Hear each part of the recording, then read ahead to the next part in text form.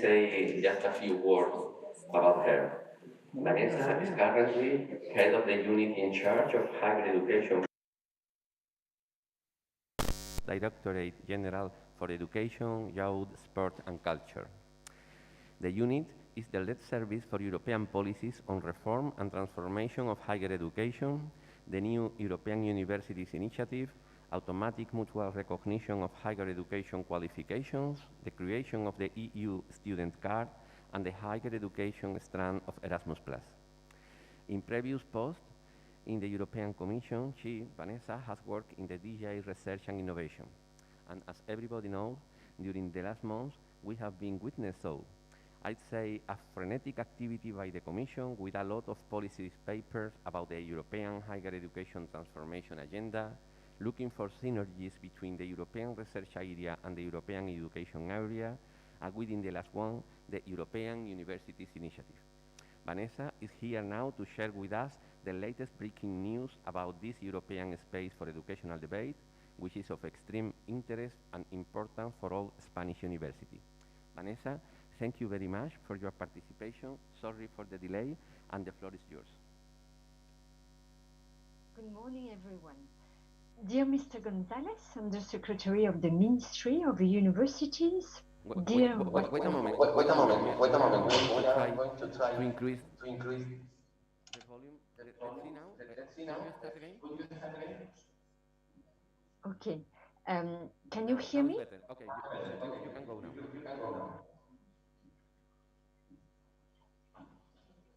Just let me know. Okay, you can go now. I can go ahead? Yes, Okay. Okay, so good morning, everyone. Dear Mr. Gonzalez, Undersecretary of the Ministry of Universities, dear Rector Castro, President of the Spanish Rectors Conference, dear Vice Rectors for Internationalization, Heads of International Relations, offices in Spain, and dear Dorothy Kelly, hosting the event today. It is a pleasure to meet all of you today while we are celebrating this European Year of Youth and the 35th anniversary of the most emblematic European program, that is Erasmus+. I would have loved, obviously, to be with all of you in Granada today, although the weather here in Brussels is not that bad today. So the success of this Erasmus+ program is thanks to all of you, because you are, with your teams, thanks to your daily hard work, making this program a reality, and even more than that, making it hugely successful. So far, more than 12 million European citizens have benefited from this wonderful program. And when it comes to higher education, we started 35 years ago with a bit more than 3,000 students moving for studies abroad within 11 countries. And now, this year in 2022, more than 330,000 students are expected to move abroad with Erasmus+. So 100 times more than when it started 35 years ago. And not only to study abroad, companies, and we know that 1 in 10 then afterwards create their own company. And Spain is for quite a long time now the number one receiving country, number one destination for Erasmus students, and is also number 2 when it comes to the sending country, at least number 2 before the pandemic, after France. So you can be, all of you, very proud of it. Your universities continue to be very attractive, and this despite the pandemic. So the Commission, with your support, the support of CEPIE and other Erasmus+ national agencies, has adapted the program rules during the pandemic to make it as flexible as possible and to offer flexible ways of learning for students across the EU and beyond. And what we have learned during this pandemic is that nothing can replace physical mobility and face-to-face interaction between students and and professors. So, and what we've seen, and as we know, the longer the mobility abroad is, the higher the impact is on the skills developed. But at the same time, online cooperation can also be fruitful and a valuable complement to make internationalization accessible to a wider range of learners, of students, of staff. That is why we are now proposing in the new Erasmus Plus program since last year new complementary forms of mobility, such as blended short-term mobility, blended intensive programs, short-term doctoral mobility, etc. So last year or this academic year, 2021-2022, is a transition year between the previous and the new program. And we understand that your higher education institutions need time and guidance to understand and make full use of the new opportunities with this new program. And with the next academic year, 2022-2023, we are expecting the program to be back to a cruising speed with implementation of all these new opportunities. So now speaking about the lessons learned from the pandemic and the green and digital transformations that our societies are facing, this is actually what led us to present earlier this year a vision on the future of higher education in the coming years. And it was presented on the 18th January this year. So we presented the European Strategy for Universities, which is the result of more than a year of intensive consultations with the wide higher education and research sector. And we are very happy that this strategy, this European strategy for universities, has been supported by the Council of the EU, with Council conclusions adopted on the 6th of April that stay true to our initial ambition. So we have a green light to push the 4 objectives of this strategy. The first one is a stronger European dimension to higher education and research, and I will present 4 flagships in a moment, to foster and to deepen this European transnational cooperation in higher education in Europe. The second objective is to support you in your role as beacons of the European way of life in terms of continuing increasing the quality and relevance of learning, teaching, and research, making it as inclusive as possible, and equipping, and that's the third objective, the young generations, but also the lifelong learners with green and digital skills, and to empower them to tackle the green and digital transitions. And the fourth objective is to reinforce your higher education institutions as fundamental drivers of European global leadership. So to be attractive and competitive on the worldwide scene. And these 4 objectives are supported by 50 concrete initiatives, many of them supported through the Erasmus Plus program, but also others to be supported through the Horizon Europe program, as this strategy covers all the missions of your universities, research, and innovation and education, all at the service of society. And this strategy is really there. The objective is to empower the 5,000 higher education institutions across Europe with the support of the member states. Of course, all these initiatives and all this strategy cannot become a reality without you, without your institutions, but also without the support of the ministries in all different member states. And among all these supportive actions, we have 4 flagships: the European Universities Rollout, a possible legal status for any kind of alliance of higher education institutions. We want to explore the feasibility of a possible joint European degree, and further develop the European Student Initiative. So I will start with the first one.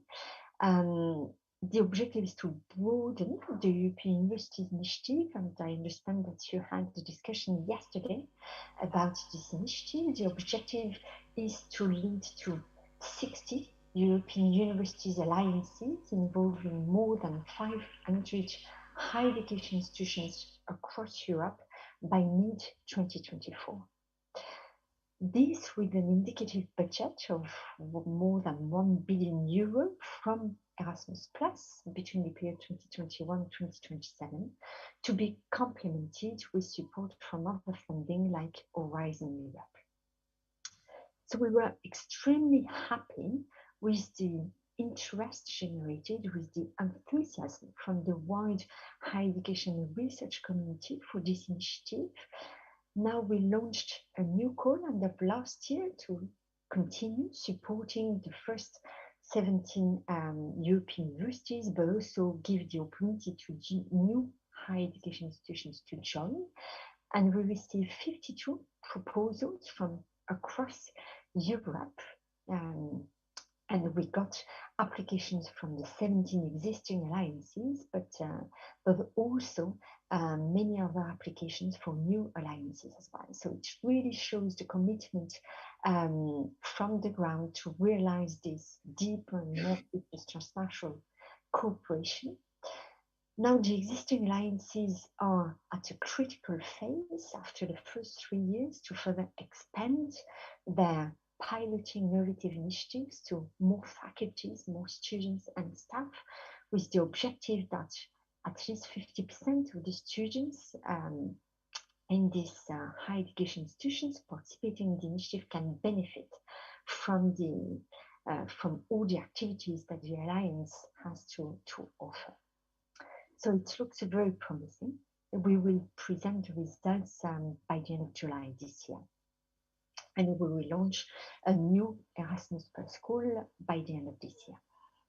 Now, the second flagship is the wish to work towards a voluntary and flexible possible legal status for any type of alliances of higher education institutions wishing to deepening their transnational cooperation. So this is not something that is going to be imposed on the whole higher education institutions. This is a new instrument at the disposal of alliances who wish to go in that direction, who wish to make common strategic decisions, and who wish to facilitate pulling together their resources, activities, data, while fully respecting their institutional autonomy. The third flagship is that we will examine options and necessary steps towards a possible and again voluntary joint European degree, so based on a voluntary basis and building on the Bologna instruments. And as a first step, we are going to work towards developing European criteria for the award as a first step of a European degree label. A label that would be given to the students participating in joint programs that will meet these European criteria that are going to be co-created with the member states and with the wide higher education community. The objective is to really develop a strong European identity and to show value added of such transnational experience that students can benefit through joint transnational programs, and also to simplify and to ease your work when you wish to deliver such transnational degrees. But of course, like everything we do, we need a close cooperation with the member states. And already in June this year, we're going to launch a pilot, an Erasmus Plus pilot call, to test together with a number of higher education institutions, alliances, together with member states on a voluntary basis. The objective is to test the feasibility of this joint European degree label based on common criteria at European level, and to test possibilities for a legal status at European level for alliances of higher education institutions. And the fourth objective is to progressively scale up the European Student Card Initiative.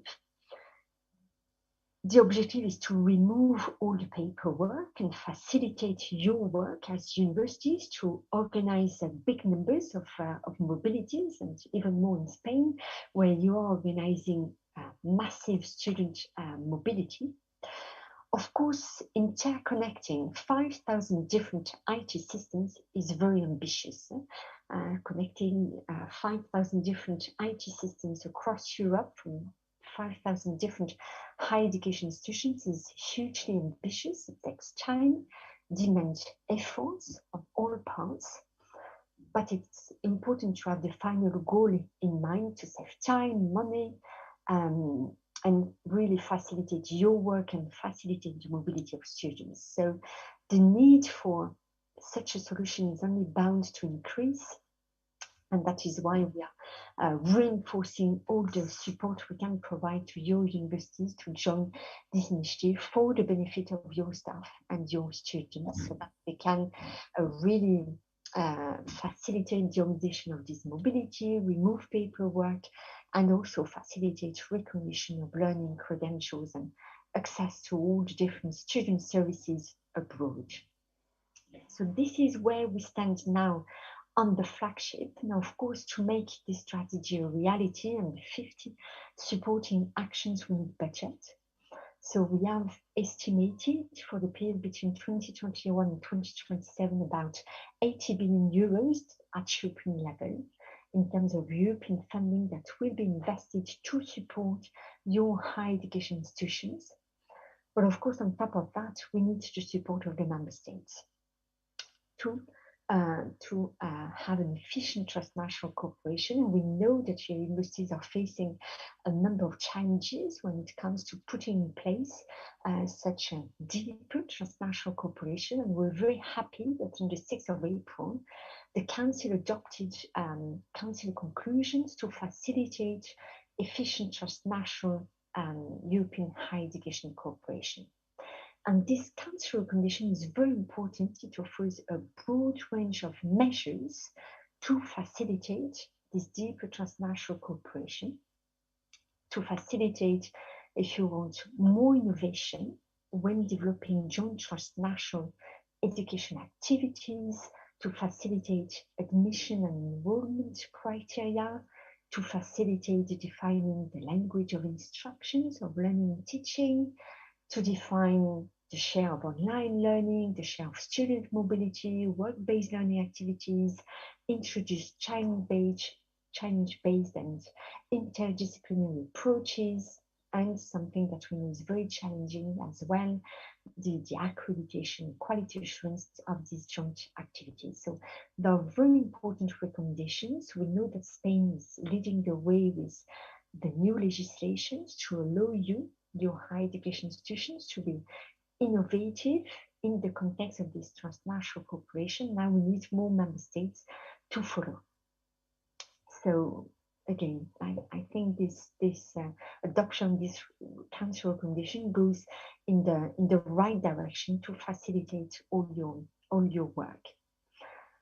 There is also, I mentioned before, digital green transition. I have no time to cover the 50 different supportive actions, but I would say a few words on the green transition, as your universities have a key role in terms of addressing climate change with your students, with your academics and researchers. And the objective is to really support you, develop a whole institution approach for environmental sustainability.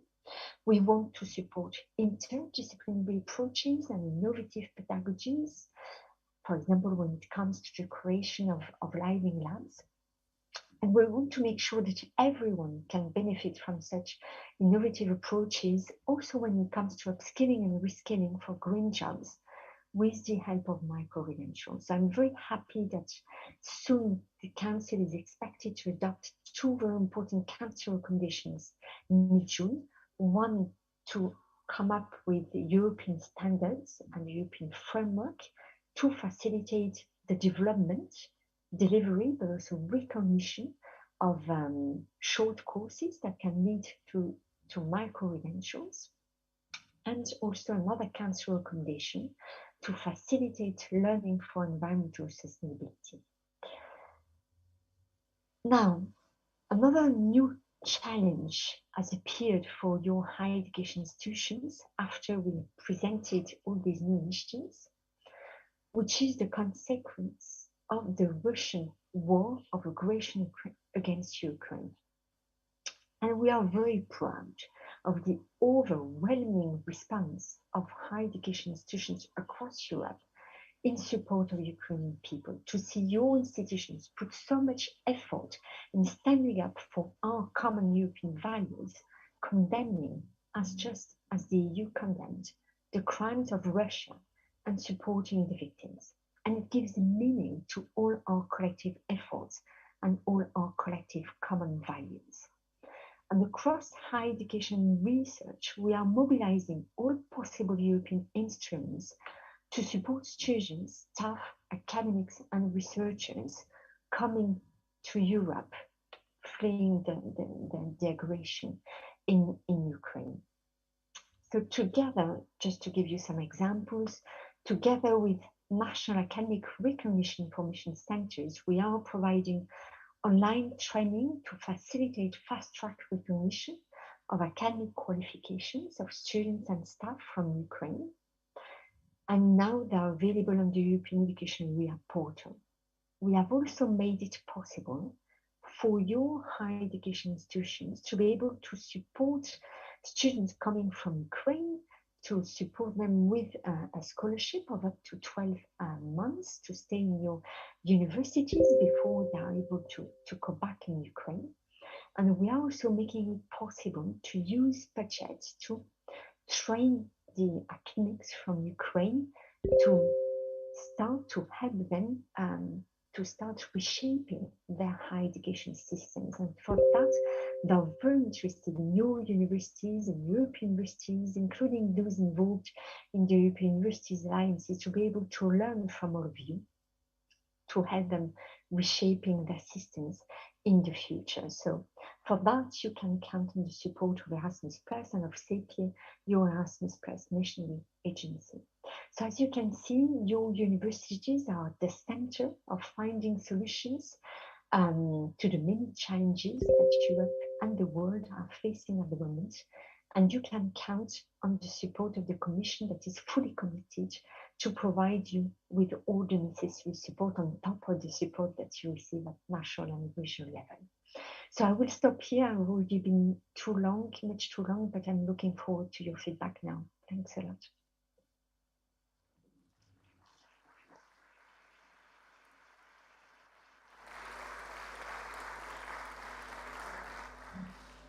Thank you very much, Vanessa, for your presentation and for the very nice and smart description of the current situation. I think really that it's very clear for all of us the important and crucial moment we are living in relation with both the reform and the transformation of the European higher education system. As we can have a bit of time, is it possible to formulate some question if anybody likes? Somebody likes to participate? I think there is one hand over there. Please, here in the first row. Will we have a microphone? Just a second, Vanessa.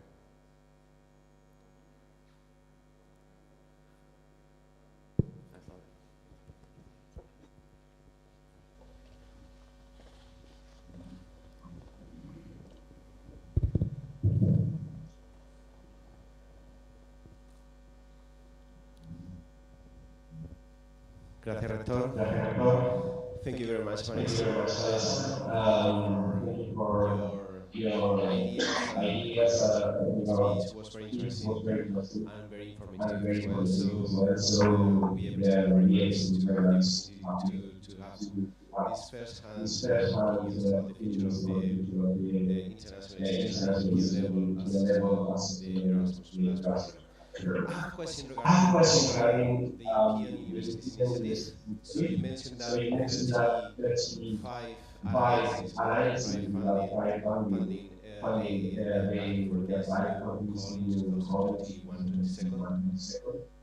You mentioned as well that the legal status of the European universities is going to be one of the key axioms. It's going to be one of the flagships of the new strategy regarding the European Universities Initiative. Could you maybe expand your explanation about what are you planning or what are you envisaging related to this legal status for European universities alliances, and if possible, could you clarify as well if this legal status is going to be applicable as well to alliances that have no funding yet, so that this legal status can be expanded to all the alliances that in many cases have been working for several years, but they don't have funding at the moment.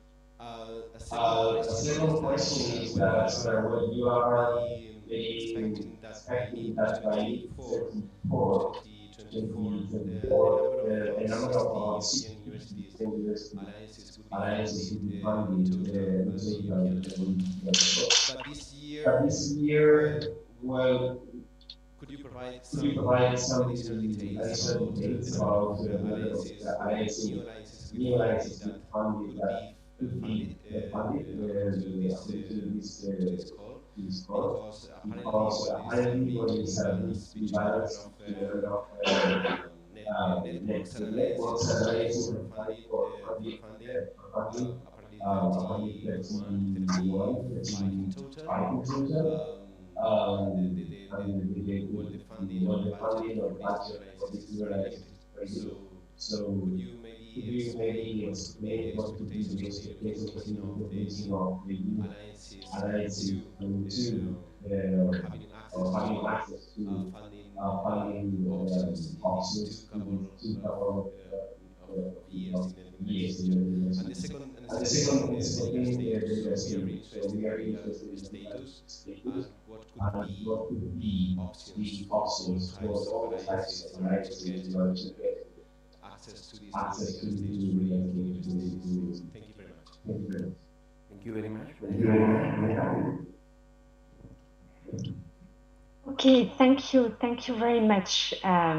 The sound is not that good, but thanks to Fernando for typing the questions for me in the chat, and thanks a lot for your interest and relevant questions. So I will start with the legal status.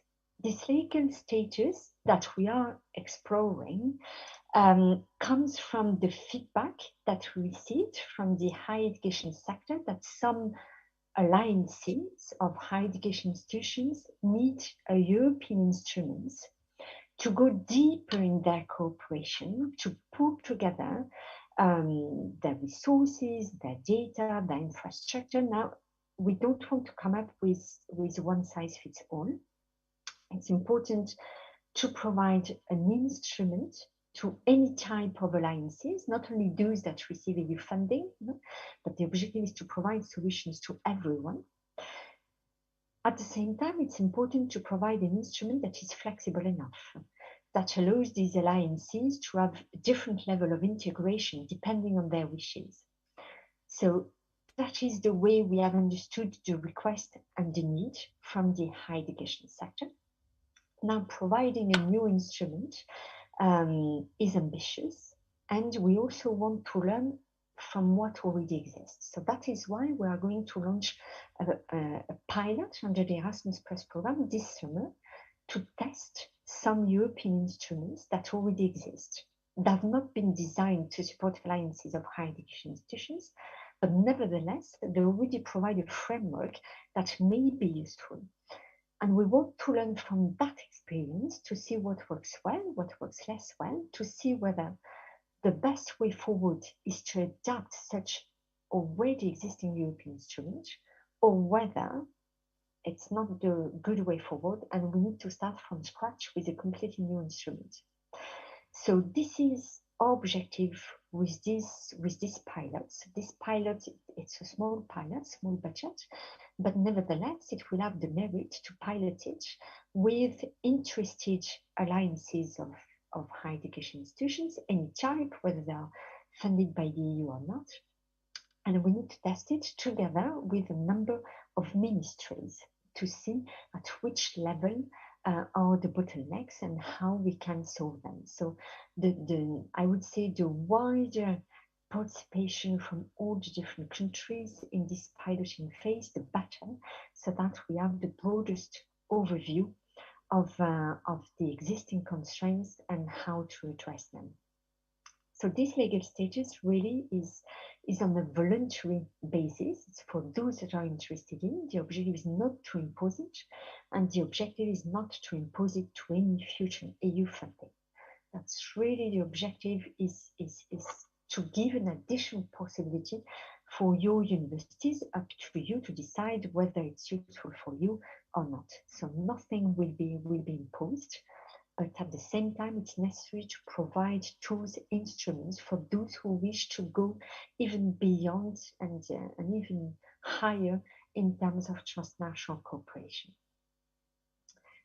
Now, when it comes to your second question on the European Universities Initiative, so this year, so we had the budget to provide further support to existing European Universities Alliances, those that are finishing their first 3 years, to support those that are successful. So it's a competitive call, it's not an automatic funding, but those that show that they are successful and that they have a good plan for the future, to be able to continue to support them. And what these existing alliances have been asking is sustainable and higher funding, because the funding provided in the first 3 years was not matching the level of ambition.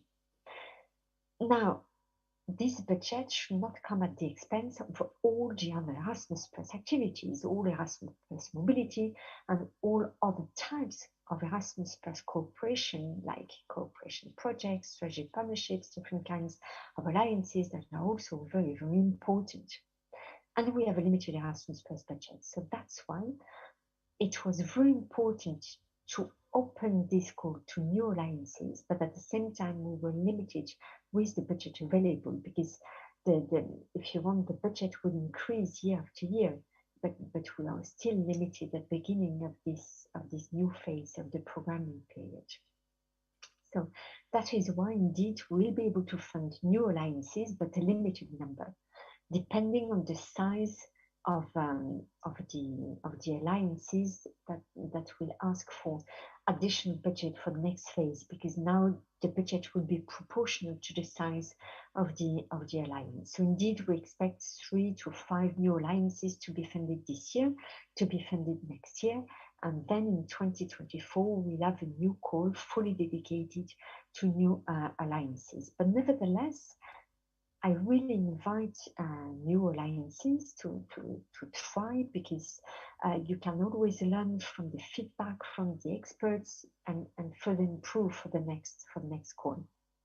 So that's why we are very happy to have seen 31 applications for new alliances this year. So the success rate will be about 10-15%. We expect the same next year.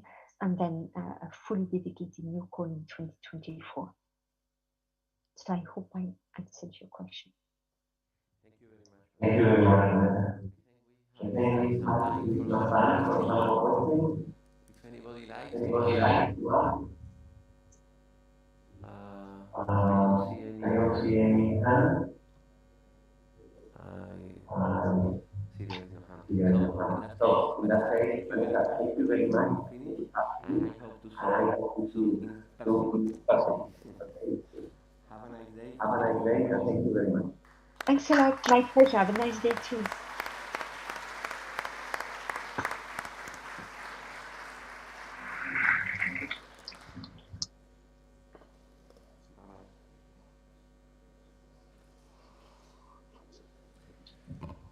Bueno, a continuación tenemos el tiempo destinado al patrocinador de la presentación Keystone, pero antes, previamente, nuestra querida compañera profesora Kelly nos va a dar algunos datos técnicos importantes.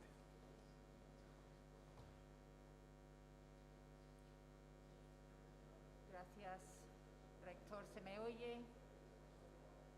Sí. Bueno, yo antes... No. ¿Ahora? Me quito la mascarilla. ¿Ahora se me oye? Antes de pasar a dar un par de datos técnicos y cuestiones técnicas, quiero aprovechar para personalmente también daros la bienvenida aquí a Granada. Es un verdadero placer veros a todos aquí presencialmente y además pues pediros disculpas por las cuestiones técnicas que hemos tenido a primera hora de la mañana, y esperemos que ya el resto de las jornadas se desarrolle sin mayores dificultades. El valor de la presencialidad también está en que tiene menos problemas técnicos. Quería también agradecer la participación en el Foro de Innovación en la internacionalización de ayer y comentaros, porque algunos nos estáis preguntando, que pondremos a disposición las presentaciones de ayer para todo el mundo. Ya os diremos probablemente en la web de las jornadas, pero ya os diremos en la lista de distribución de la sectorial cómo disponer de esa información. Y cuestiones de logística. En primer lugar, hoy las pausas café y los almuerzos van a estar en el nivel -3, es decir, igual que ayer, para los que estuvisteis ayer. La cena, como ya sabéis y creo que se ha mencionado ya varias veces, se va a celebrar en los jardines de nuestra residencia de invitados, el Carmen de la Victoria, en el Albaicín, con nuestro famoso marco incomparable. Para aquellos que queráis ir andando y conocer un poco el Albaicín en el camino, en un paseo guiado, la cita es a las 8 de la tarde en la puerta de la Madraza. Si tenéis dificultad para identificarlo, encontrarlo, ya el personal de aquí de Granada os ayuda a encontrarlo, a localizarlo en el mapa.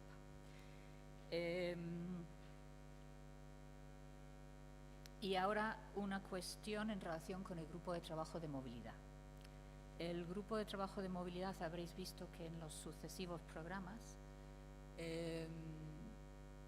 finalmente no aparece en el programa porque la coordinadora del grupo no puede estar con nosotros. La coordinadora del grupo asiste hoy en su universidad a un homenaje a un compañero vicerrector fallecido de forma repentina la semana pasada.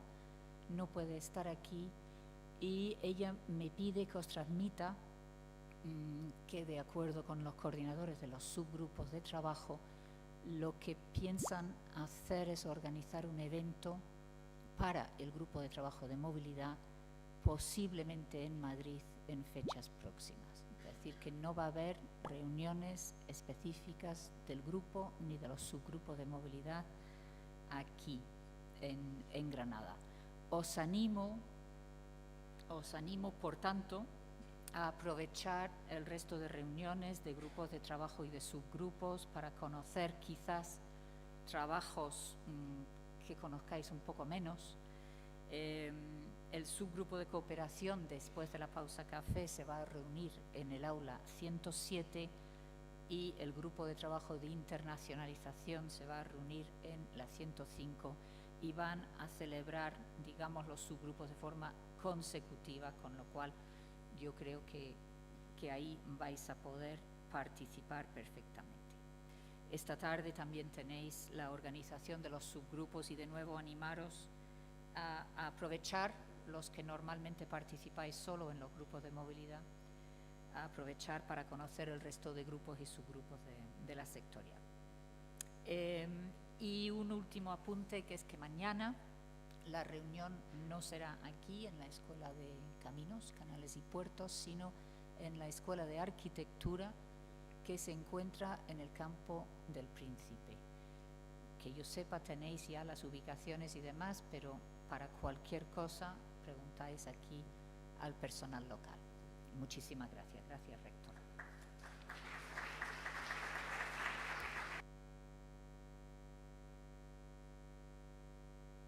Entonces, ahora sí pasamos ya al siguiente punto de la agenda y vamos a tener este espacio reservado para el patrocinador.